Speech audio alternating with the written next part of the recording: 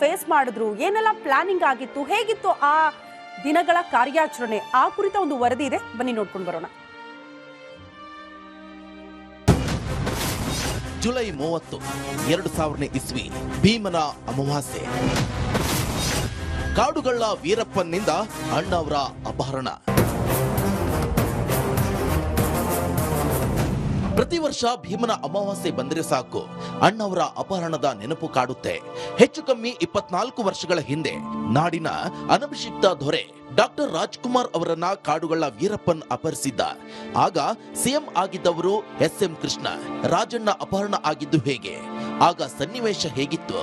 Rajkumar ಬಿಡುಗಡೆಯಲ್ಲಿ SM. Krishna ಮಾಡಿದ ಪ್ರಯತ್ನವೇನು ಅನ್ನೋದನ್ನ ನಾವೀಗ ನಿಮಗೆ ತೋರಿಸ್ತೀವಿ ನೋಡಿ. ರಾಜ್ ಅಪಹರಣ, ಅಂದಿನ ಸಿಎಂ ಕೃಷ್ಣಗೆ ಬಹುದೊಡ್ಡ ಚಾಲೆಂಜ್.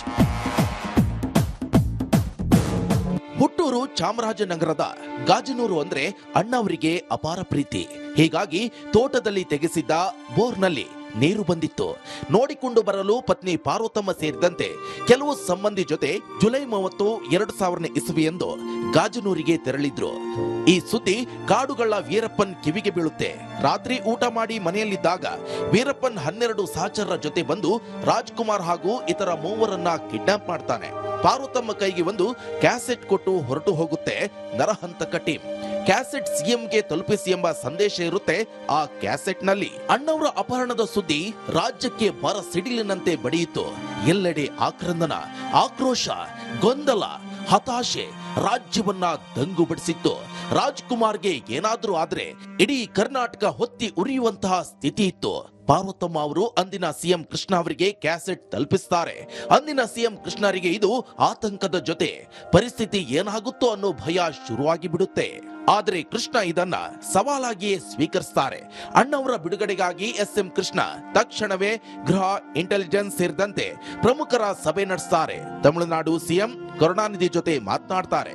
ಮರುದಿನ ಸಿಎಂ ಜೊತೆ ಡಾಕ್ಟರ್ ರಾಜ್ಕುಮಾರ್ ಕುಟುಂಬದ ಕೆಲವರು ಕರುಣಾನಿಧಿ ಭೇಟಿಯಾಗಿ ರಾಜ್ಕುಮಾರ್ ಬಿಡುಗಡೆಯ ಚರ್ಚೆ ನಡೆಸ್ತಾರೆ. ಆದರೆ ರಾಜ್ಕುಮಾರ್ ರಿಲೀಸ್ಗೆ ವೀರಪ್ಪನ್ ಒಪ್ಪೋದಿಲ್ಲ. ಎಸ್.ಎಂ. ಕೃಷ್ಣ ಖುದ್ದು ವೀರಪ್ಪನ್ಗೆ ರೇಡಿಯೋ ಸಂದೇಶ ಕಳುಹಿಸುತ್ತಾರೆ. ವೀರಪ್ಪನ್ ಬೇಡಿಕೆಗಳು ಹೆಚ್ಚುತ್ತಲೇ ಹೋಗುತ್ತದೆ. ವೀರಪ್ಪನ್ ತಂಡದ ಜೊತೆ ರಾಜ್ಕುಮಾರ್ ಕಾಡಿನಲ್ಲೇ ದಿನ ಕಳೆಯುವಂತ ಸ್ಥಿತಿ ನಿರ್ಮಾಣವಾಗುತ್ತದೆ. ಇನ್ನು ತಡ ಮಾಡಿದ್ರೆ ಪ್ರಯೋಜನ ಇಲ್ಲ ಎಂದರಿತ ಎಸ್.ಎಂ. ಕೃಷ್ಣ ತಮಿಳುನಾಡು ಪತ್ರಕರ್ತ ನಕ್ಕಿರನ್ ಗೋಪಾಲನ್ ಅವರನ್ನ ವೀರಪ್ಪನ್ ಜೊತೆ ಸಂಧಾನಕ್ಕೆ ಕಳಿಸೋಕೆ ಮುಂದಾಗ್ತಾರೆ. ದಿನದಿಂದ ದಿನಕ್ಕೆ ರಾಜ್ಯದಲ್ಲಿ ರಾಜ್ಕುಮಾರ್ ಬಿಡುಗಡೆಗೆ ಆಕ್ರೋಶ ಜೋರಾಗುತ್ತೆ. ಕರ್ನಾಟಕದ ಸಿಎಂ ಕೃಷ್ಣ, ತಮಿಳುನಾಡು ಸಿಎಂ ಕರುಣಾನಿಧಿ ಇಬ್ಬರು ಸೇರಿ ವೀರಪ್ಪನ್ ಕಪಿಮುಷ್ಟಿಯಿಂದ ಡಾಕ್ಟರ್ ರಾಜ್ಕುಮಾರ್ ಬಿಡುಗಡೆಗೆ ಕಾರ್ಯತಂತ್ರ ರೂಪಿಸುತ್ತಾರೆ. 2 ರಾಜ್ಯದ ಸಿಎಂಗಳು ನಕ್ಕಿರನ್ ಗೋಪಾಲ್ ಮನವೊಲಿಸಿ ಸಂಧಾನಕ್ಕೆ ಕಳಿಸುತ್ತಾರೆ. ಕಾಡಿಗೆ ಹೋದ ನಕ್ಕಿರನ್ ರಾಜ್ಕುಮಾರ್ ಕಾಡಿನಲ್ಲಿ ಆರಾಮಾಗಿ ಇರೋ ವಿಡಿಯೋ ತರ್ತಾರೆ. ಜೊತೆಗೆ ವೀರಪ್ಪನ್ ಬೇಡಿಕೆಯ ಮತ್ತೊಂದು ಕ್ಯಾಸೆಟ್ ಕೂಡ ಬರುತ್ತೆ. ಅಂತೂ ಇಂತೂ ಹಲವು ಸಂಧಾನಗಳ ಮೂಲಕ 108 ದಿನಗಳ ಬಳಿಕ ಡಾಕ್ಟರ್ ರಾಜ್ಕುಮಾರ್ ಬಿಡುಗಡೆ ಆಗ್ತಾರೆ.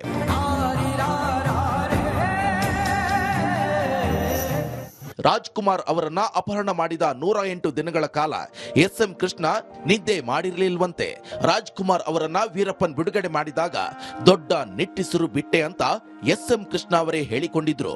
ಒಟ್ನಲ್ಲಿ ರಾಜ್ಕುಮಾರ್ ಅಪಹರಣ ಕೃಷ್ಣ ಅವರಿಗೆ ದೊಡ್ಡ ಸವಾಲಾಗಿತ್ತು.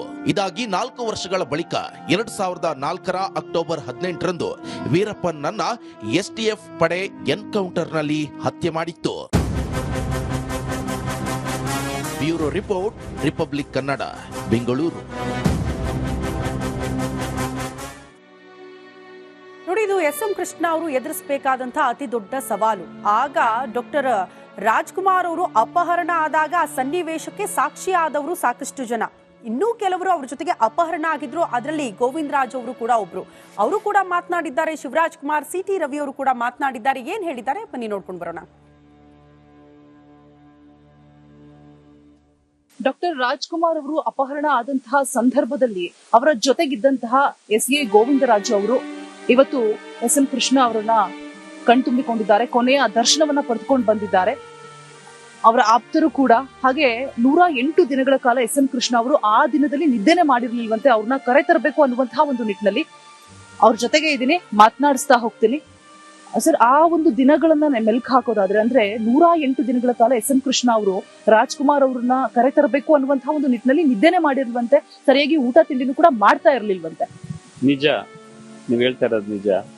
ನಾವು ಕಾಡಲ್ಲಿ ವೀರಪ್ಪ ನಮ್ಮನ್ನು ಅಪಹರಣ ಮಾಡಿದಂಥ ಸಂದರ್ಭದಲ್ಲಿ ನಾವು ಹೋದ ಮೇಲೆ ನಮ್ಮನ್ನ ಅಲ್ಲಿ ಅವರು ಒಂದು ಮಾಡಿಕೊಂಡು ಅಪಹರಣ ಮಾಡಿ ನಮ್ಮನ್ನ ಕಾಡಿಗೆ ಕರ್ಕೊಂಡು ಹೋದ್ಮೇಲೆ ಒಂದು ದಿವಸ ಆದಮೇಲೆ ಅದನ್ನ ವೀರಪ್ಪನೇ ಕೂತ್ಕೊಂಡು ನಿಮ್ಮ ಅಲ್ಲಿಯ ಮುಖ್ಯಮಂತ್ರಿಗಳಿಗೆ ಏನು ನೀವು ಹೇಳಕ್ಕೆ ಇಷ್ಟಪಡ್ತೀರಾ ಅಂತ ನಮ್ಮನ್ನ ಕೇಳಿದ್ರು.